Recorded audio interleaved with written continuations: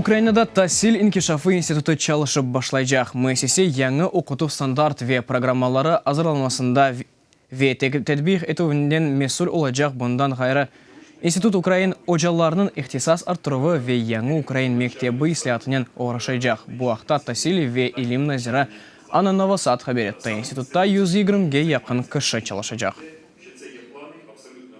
Міністерство, як таке, це інституція, яка формує політику. Назирлик бу сиясетні шекелендірген институттар. Тадбих етмек ісе айры структура керек. Бүгін тағдым еткеніміз Тасил инкишафы Украин институты ісе яны Украин мектебінің тадбих етіліві үшін агентліктар.